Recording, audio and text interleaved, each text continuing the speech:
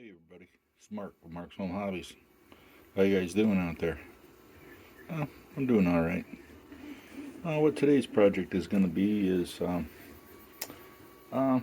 for software-defined radio (SDR). For anybody that's interested in listening to ham radio signals, aircraft communications, sometimes an occasional satellite broadcast. If you're interested in any of that, boy, have I ever got a video for you. Now, if you have one of those wonderful little SDR units, it's a little USB dongle. I won't show it because you can go and do the research. It's a RTL SDR. It's USB and it has an antenna hookup, a Wi-Fi antenna that came with an HP computer. And this is an SMA female. The one that's on the RTL SDR is an SMA male. I'm sorry.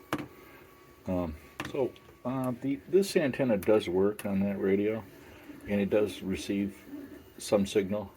But ideally, what you need is a more broadband antenna, from what I've been reading, and any information I can gather on the subject.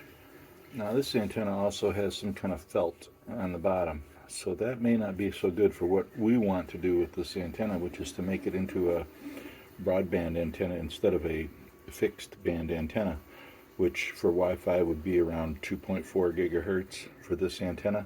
So I'm imagining that there's a little piece of wire in here, and that's probably about yay long, where my finger is right around in here, probably about that long inside of there. And the rest of this antenna it's slightly flexible, but it's not. It's probably just for show. And then there's some kind of little weighted piece in here that gives it a little bit of weight. I probably might even add a little bit of lead in the bottom of this to make it weigh even more when I get the final design done. But it's got a nice little grommet on there, and I think if we take this thing apart very carefully, and as carefully as we can, not sure how it all goes together just yet, but I'll find out shortly, and I'll bring you back and show you when I start to disassemble it. But what the aim of the project basically is to turn this antenna right here into a broadband antenna for the software-defined radio. And that way we can enjoy all different types of communications over our radio from all the way up across the spectrum, hopefully. A large part of it anyways. So this is the first part of it. And this antenna here, I think, comes from a wireless music system that went out on me years and years ago. This is about maybe 1 foot long. I haven't measured it, but probably inconsequential. But on the end here, it's just terminated with a brass tip. So this is a one-wire antenna. So if you wanted to use this, what you'd have to do is make sure that the other end of this wire that you're going to hook to this antenna is grounded somehow to a ground. So what we would want to take and do is maybe take this plate off here and get it to be 100% metal at some point, either on top or on the bottom, and then attach the wire to that, and that would be our ground. And then located directly above that would be our antenna plane with our other wire attached to that. That's my understanding of how an antenna works. And then the distance between the tip of the antenna and the ground plane is basically what wavelengths you'll be able to receive, or a fraction of thereof, depending on the length of the wave and the length of the antenna and the actual distance away from the signal, I guess. So I'm not really a huge radio enthusiast, but I like to listen to certain things. Yeah, so that's going to be my objective, is to take this antenna and mount it onto this, and to make sure that this metal base is a good ground and has enough weight to make sure that keep this antenna, even though it'll be taller now, from tipping over. Yeah, so that's going to be, and then once I get it all done, I'm going to wrap it with some of this. I bought this whole kit, and it has all these different sizes of shrink wrap, the heat shrink wrap in here. So I'll just find the proper size that goes over it, and I'm going to heat shrink it up real nice like they have on this end here, It'll be that way on this end here. Except down inside that plate, it'll be all nice and heat shrinked, so nothing can touch. Because you don't want that, otherwise you're not going to get anything with your antenna. And then this way it has a longer cord too, so I can move the antenna around in relationship to where the computer is at, or whatever device I plugged that RTL SDR, RTK SDR, something like that. RTL? Yeah, I don't know. Losing it these days. Old age. So anyhow, that's what I'm going to be doing here in the workshop. I'll be using this fine soldering iron here and some cleaner there and a little solder, and we're going to rig that up. So let me get it busted apart and I'll bring you back and show you what's going on. Stay tuned. Ah yes, the clever folks at HP concealing 2 screws underneath this sticky felt pad. Well, it's going to make it a lot easier for us to remove the base of this without destroying the antenna, I do believe. Thanks, HP, for making my life so much easier. Be right back. And what surprises do we have in here? It looks like a coil of wire. Precisely coiled to a certain length, right in there. And that looks like a giant metal washer. And those look like 2 tiny little screws. What's so clever about this? I don't know.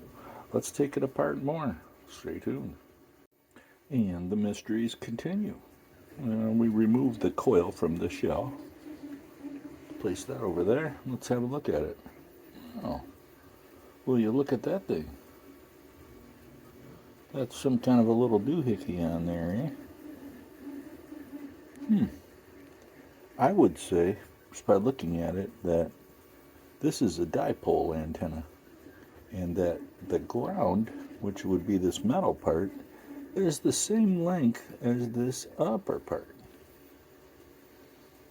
Yeah, that's what I'm talking about right there. So really, in theory, this metal part should be the opposite way. It should be sticking out like a leg from the side, but it's not, because, I don't know, for whatever design reason, it's easier, I guess, to just push this little thing up in the hole than it is to make some legs that this little wire would sit on, which would give you a better omnidirectional antenna. But I guess for short range, this would be better. Long range, the legs sticking out of the side would be better. So, but yeah, that is interesting. So now that what we can do is we can do one of 2 things. If we wanted to save this antenna setup and never use it again, we could simply snip the wire right down here, because we don't need to destroy all that. So that's probably what I'll do. I'll just snip it there. But yeah, for what? I probably won't ever put this back. So I could use the extra little bit of wire. And let's see, I can also use this metal tab right here as a solder point, a good solder point, to get a good ground. And yeah, and then I attach this other portion up here to my other antenna piece right here, and make sure that this metal touches this right here. And I think that would work. What do you think? You think that would make a good antenna? I do. I think it would give you a little bit of omnidirectional. Plus it would have this portion right here that would still be standing upright. Yeah. Plus it would add another 1.5 inches to the length, which would be beneficial to this antenna. So the only thing we'd have to do is find a screw to go on the bottom of that thing, bare this wire out right here, and attach it to that, and then get that other centerpiece out of there so we can mount this piece in there. Let's do that. Stay tuned. All right, it's about 10 minutes later or so, and here's our project. Yeah, it came out fairly good. It's a little weak right around the base there, but it's not going to really get messed with too much. It stands pretty straight. If it's off a little bit, oh well. Just got to look at the owner, that's all. Yeah, so yeah, the heat shrink tubing kit comes in handy. I think that was maybe about 15 bucks on Amazon or something. I don't know. But yeah, it has a lot of different pieces of different size. It doesn't go down really small, but most of the wiring that I do is not really all that small. So I can use the smallest one and it'll generally shrink it. These are basically the tools that I use to do it. This is all I ended up doing, was cutting this little piece off a little bit there. Antenna. It wasn't a two-piece unit as I thought. So this antenna should work good. I'm going to take it back up to the upstairs region to the computer and hook it up to my radio and test it. And I think it should work pretty good. The only thing I did was I used a little bit of this flux on the bottom of the antenna there when I soldered the wire on from this piece right here, because I didn't find a screw that could fit those threads, so I just put some solder in there and in the brass and heated it up real good and stuck the wire in there, and she's all soldered up now. So but yeah, I put some flux in there so it would heat up good and get a nice attachment there, a nice bond to that brass. And I think it should work good. And it's a little over a foot tall, so that's good. And it has a ground underneath there. I left that little metal base on there and attached that to it, so it has a nice ground. I think it should work good. Pretty proud of my handiwork there. This is just some extra soldering stuff that I had over there. But yeah, worked good. My 3D print finished. So I'm going to start on the next part. Okay, this is Mark with Mark's Home Hobbies. Enjoy your homemade SDR RTL antenna. Talk to you later.